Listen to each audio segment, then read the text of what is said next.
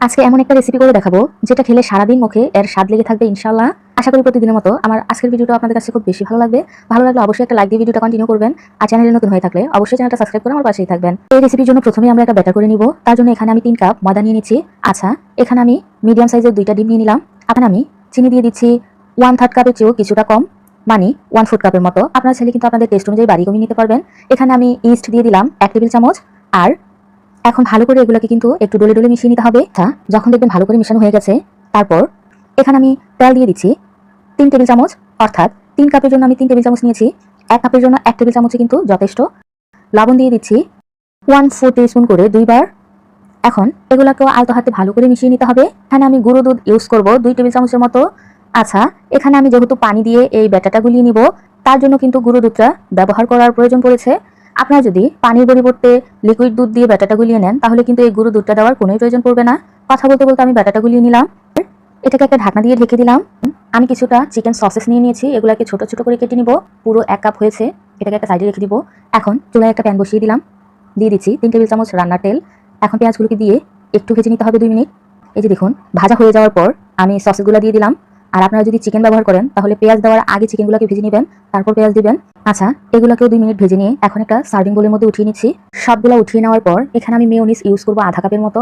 এখানে আমি organo use করেছি 1/4 চা চামচের মতো, গোলমরিচের গুঁড়া 1/4 চা চামচের মতো, 1/2 চা চামচ দিয়ে দিলাম চিলি ফ্লেক্স। এখন এগুলোকে ভালো করে মিশিয়ে নিতে হবে। যখন দেখবেন মিশে গেছে, তখন এখানে মজরেলা চিজ দিয়ে দিতে হবে 1/2 কাপ। আমি ফিলিং কিন্তু একেবারেই রেডি। আচ্ছা, এটা একটা সাইডে রেখে দিচ্ছি। একটু চাপ দিয়ে বাতাসটা বের করে নিচ্ছি। এখন এটাকে আমি স্মুথ একটা বল বানিয়ে নিব। একটু রাউন্ড রাউন্ড ঘুরিয়ে নিলেই দেখবেন খুব ইজিলি একটা স্মুথ বল হয়ে গেছে। এটাকে এখন আমি 8 ভাগে ভাগ করে নিব। আচ্ছা, 8 ভাগে ভাগ করা হয়ে গেছে। এখন এখান থেকে একটা লেচি আমি নিয়ে নিলাম। আর কিভাবে ফোল্ড করছি একটু লক্ষ্য করলে বুঝতে পারবেন। এভাবে কিন্তু স্মুথ একটা বল বানিয়ে নিতে হবে। এখন একটা বল নিয়ে নিলাম, আর এটাকে আমি কিছুটা বেলে নিব। খুব বেশি পাতলা করা যাবে না, আবার খুব বেশি মোটাও রাখা যাবে না। বেলে নেওয়া হয়ে গেলে এখন এটাকে আমি একটা মেজারমেন্ট কাপের মধ্যে ঢুকিয়ে নিব। এতে করে কিন্তু পরবর্তীতে আমরা ফিলিংটা দেওয়ার পর এটা খুবই রাউন্ড শেপের থাকবে, এবড়ো থেবড়ো হবে না।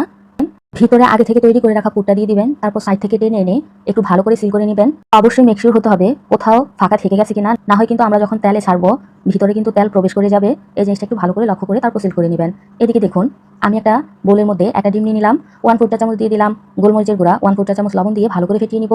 তারপর এখানে 1/4 কাপের মতো লিকুইড দুধ দিয়ে দিবেন। তারপর আবারও ভালো করে মেশানো হয়ে গেলেই আমাদের আগে থেকে তৈরি করে রাখা বলটাকে নিয়ে আসতে হবে। তারপর এই ডিমের মধ্যে একটু ডিপ করে নিতে হবে। আচ্ছা, পর্যাপ্ত পরিমাণে তেল দিয়ে দিয়েছি, এটাকে কিন্তু ডিপ ফ্রাই করতে হবে, এই জন্য একটু বেশি করে তেল দিতে হবে। আচ্ছা, কিছুক্ষণ ভেজে নিলেই দেখবেন এগুলো কুক হয়ে গেছে আর ফুলেও ডাবল হয়ে যাবে। উপর দিয়ে সুন্দর একটা কালার চলে আসলে আমি উঠিয়ে নিব। মাশাআল্লাহ, কতটা সুন্দর হয়েছে নিশ্চয়ই খেয়াল করেছেন। দেখলেন তো নাস্তাগুলো বানানো